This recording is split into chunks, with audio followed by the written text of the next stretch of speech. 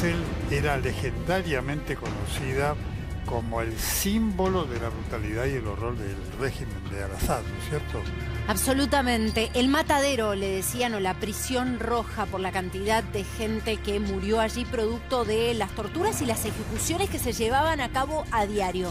A ver, para ser claros y decirlo en términos categóricos, entendiendo la implicancia de lo que estamos diciendo, es un centro de exterminio. Saidnaya fue un centro de exterminio. Ahora están abriendo y descubriendo todas las capas del horror que allí se daba, personas que sufrían torturas a diario, que eran llamados varias veces en el día con diferentes nombres. Incluso hay reportes de personas que han salido bajo estas condiciones de detención, por supuesto totalmente inhumanas y de avasallamiento constante de los derechos fundamentales, que han salido tan perdidos que incluso han olvidado hasta su propio nombre. Realmente es una situación muy, pero muy grave en materia de derechos humanos que se viene denunciando desde el año 2011. Se estima que unas 30.000 personas de las cuales fueron arrestadas y llevadas a esta cárcel tan pero tan temida del territorio sirio, fueron o ejecutadas en, repito, ejecuciones que se llevaban adelante prácticamente a diario, o que murieron producto de las torturas, agonizando,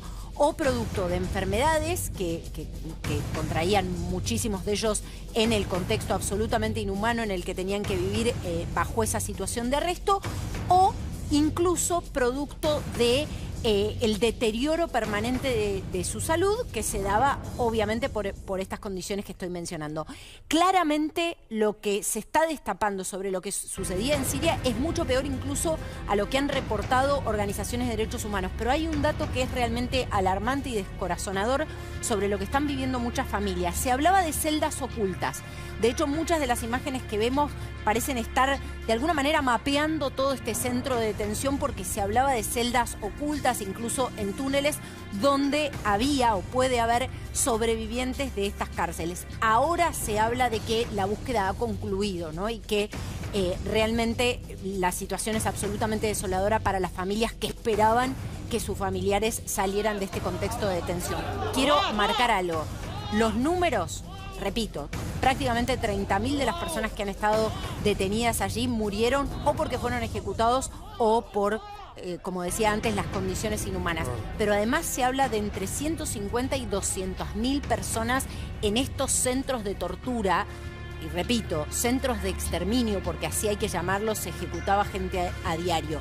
Hablan de violaciones, hablan de torturas y golpizas feroces, hablan de, además, un contexto de, obviamente, una situación de mera supervivencia, porque estas personas no tenían ni el alimento básico para subsistir a diario. Es por eso que, como decía antes, su salud se deterioraba día a día, con lo cual muchas de las muertes se adjudican a la inanición, a una situación de inanición.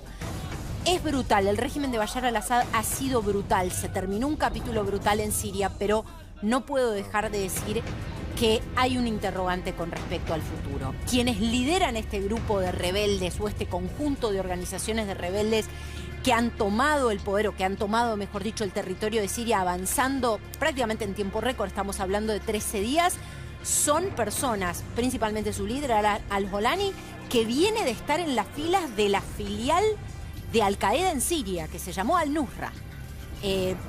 Nosotros mismos, de hecho, conozco un periodista que estuvo 11 meses bajo secuestro en manos de la organización Al-Nusra. Entonces, más allá de que ahora vamos a escuchar a este referente decir que es una versión moderada, decir, como dijo en una entrevista que le otorgó a una cadena internacional, que él cree en las instituciones más allá de los hombres, bueno, no nos olvidemos que era la misma retórica que utilizaba el régimen talibán en Afganistán cuando volvió al poder, y bueno, hoy nos encontramos ante un horizonte en materia de derechos humanos en ese país muy pero muy oscuro, ¿no? Gracias, Carolina.